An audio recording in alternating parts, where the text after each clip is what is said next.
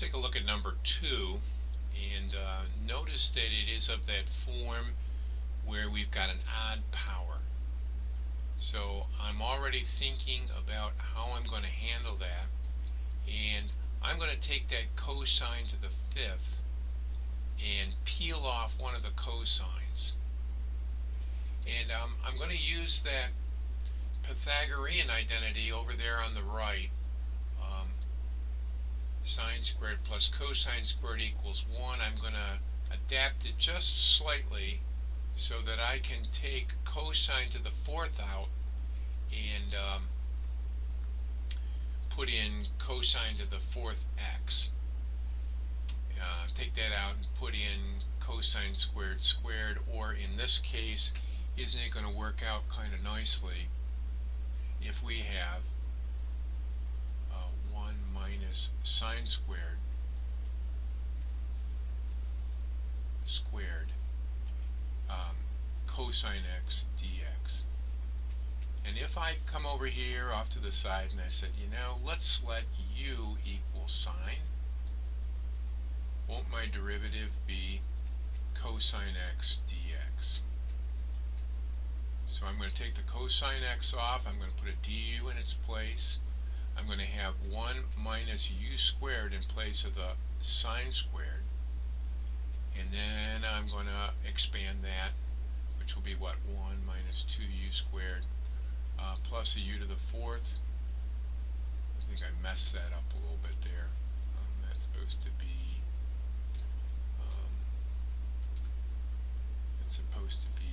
u squared, right? And that's the integral still. I haven't evaluated, and now I'm going to get it down to what? U minus twice u cubed over 3 plus what will that be? 1/5 u to the 5th. And then I'm going to back substitute, so I'm going to say, okay, that's sine x minus 2/3 sine cubed x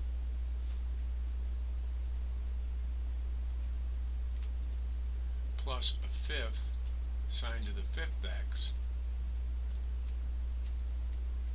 plus c. So I've got all of that as my final answer. Let's get that in there. Alright, let's take a look at the next one. Now in this next problem 4, I'm going to start maybe in a way you wouldn't think about. I'm going to start by thinking about u equaling mx.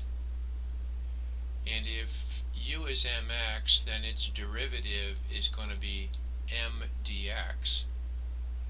And if I multiply both sides by a 1 over m, won't I get a replacement for the dx?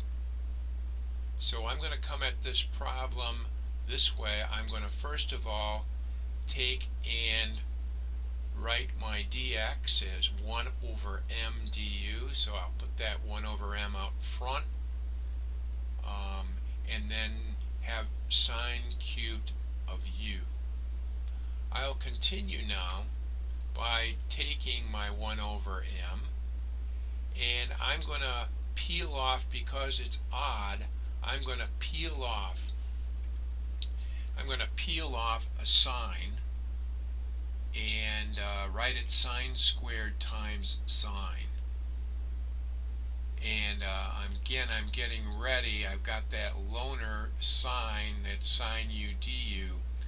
So I'm going to use that together with cosine, as you'll see here in a minute. I'm going to take the sine squared and I'm going to write it as 1 minus cosine squared u. And I'm going to multiply that by my sine u du. And then off to the side again, I'm going to let, this time I'll use the letter v, since u has already been used. I'll let v equal the cosine of u. And then dv, of course, will be the negative sine u du. And then with a little manipulation, I can say negative dv is sine u du. So I'm going to take and make some replacements now. I'm going to take that sine u du out and replace it with my dv, and I'm going to take my 1 minus cosine squared out, and I'm going to replace it with 1 minus v squared. I fully realize at this point I've made a little error in that I should have a negative sign in front here, right? And so now when I continue, I've got v minus v cubed over 3, and then I will begin back substituting. So this is going to be negative 1 over m times the quantity. V is cosine u, and then we have a minus 1/3 cosine of u cubed, cosine cubed u, and then one more time, let's extend this page, realizing that u is the same thing as mx, right? Way back to the beginning here. So I'm going to write negative 1 over m times the quantity, the cosine of mx, minus 1/3 cosine cubed, and that will be another mx in place of the u. And then the solution probably will be written as 1 over 3m cosine cubed mx minus 1 over m cosine mx plus c. Let's take a look at the next problem.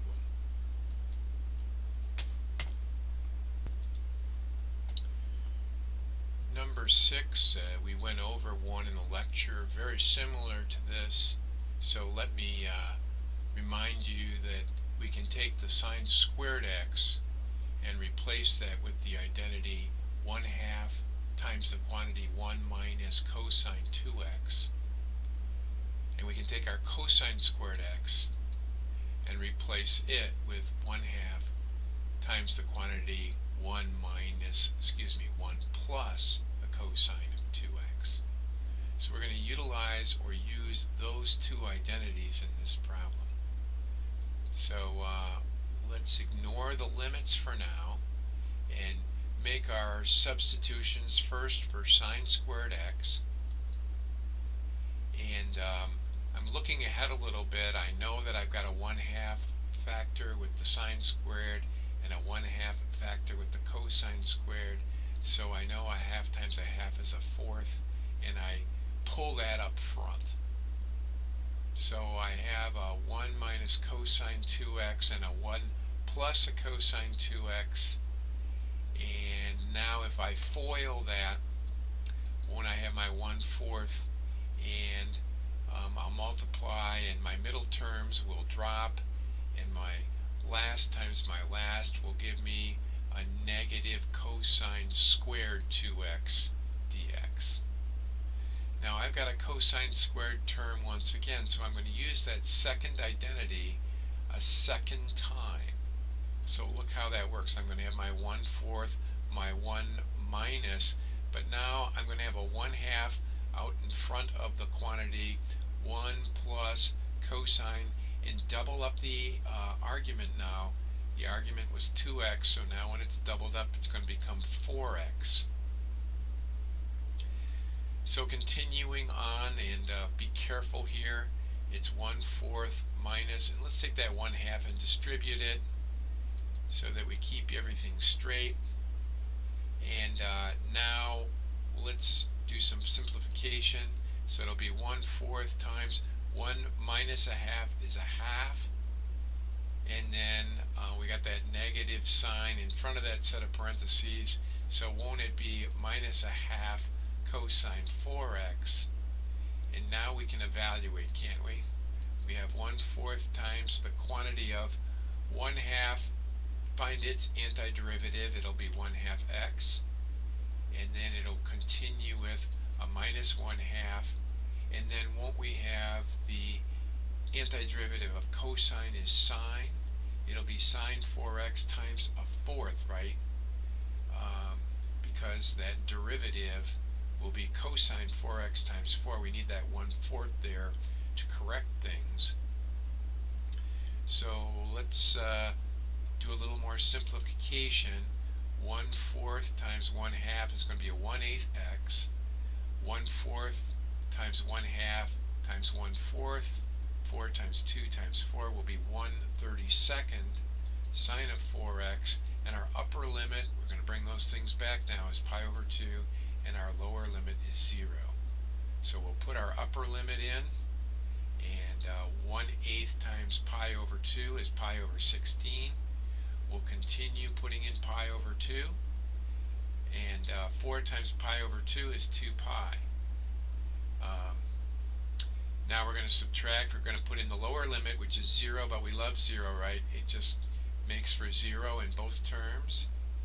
And I'm thinking ahead about the sine of 2 pi. The sine of any pi is 0, so my answer is going to be pi over 16. In number 8, we have some odd powers of tan and sec, so we're going to work with those just a little differently. I'm going to first of all peel off one of the tangents and one of the secants, and I'm already thinking about not the function but the derivative. I'm thinking about the sec x tan x, that the derivative would be the sec x tan x, and then therefore the u is the sec x. So I'm going to use that Pythagorean identity, the one that says tan squared x plus 1 equals secant squared x, and I'm going to manipulate that a little bit to say, well, tan squared x is secant squared x minus 1, and then I'm going to take that tan to the 4th x, which is tan squared x squared, and I'm going to start the replacement. I'm going to say, well, let's take the tan squared out and put sec squared x minus 1 in for it, and then square that, right? And then I have, of course, that sec squared x that I'm got from before, and then I've got that sec x tan x dx on the end. And I'm going to let that stuff on the end be my du, and I'm going to take the secants out and replace them with u. So I have a simple u substitution for my sec squareds. They're just going to become u squareds. And then I'm going to take and simplify a little bit, expand that u squared minus 1, and then multiply through by my u squared, and I'm going to get ready now to take that, not that integral, but rather let's start evaluating. So let's do u to the 7th over 7 minus 2u to the 5th over 5, u cubed over 3, and now let's back substitute. So it's going to be 1/7 sec to the 7th x minus 2/5 sec to the 5th x plus a 1/3 sec cubed x, and plus c, my constant of integration. And that's number 8.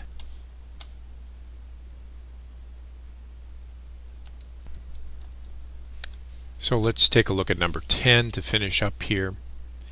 And this time I'm got two even powers, and my approach is going to be to think about that secant to the 6th, and if I peeled off a secant squared x from the secant to the 6th x, I'd have the derivative of tangent.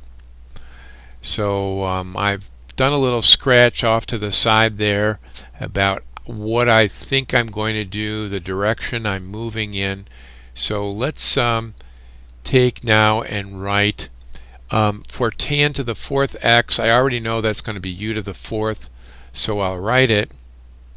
And although I say don't do this, there's nothing wrong with writing it in multiple variables. I just can't evaluate it in multiple variables. So I'm going to take that secant to the sixth x and write it as secant to the fourth x times secant squared x dx. And then I've got that secant squared x dx part, so I can see that part is already looking for my du, and I'm going to take the secant to the fourth x, which is really secant squared squared, and I'm going to take secant squared and replace it with tan squared x plus 1. So now I've got something for tan, right? Tan x is u, so I'm going to write one more time u to the fourth. I'm going to take the tangent out, write u in its place. It's going to be u squared plus 1, that quantity squared du. Now I'll expand that binomial, so I'll have u to the fourth times, well, in the parentheses, u to the fourth plus 2u squared plus a 1, and then I'll multiply through by the u to the fourth. So I'll have u to the eighth plus 2u to the sixth plus a u to the fourth du. Now I can evaluate. So u to the eighth becomes u to the ninth over 9. 2, won't it become u to the seventh over 7? And u to the fourth will become u to the fifth over 5, or 1/5 u to the fifth. Now I'll back substitute, and I'll get 1/9 tan to the ninth x plus 2/7 tan to the seventh x plus 1/5 tan to the fifth x plus c, and I will be done. So I hope you got the handle on this, and tomorrow we'll come back at this and we'll work on trig substitution. Have a good evening.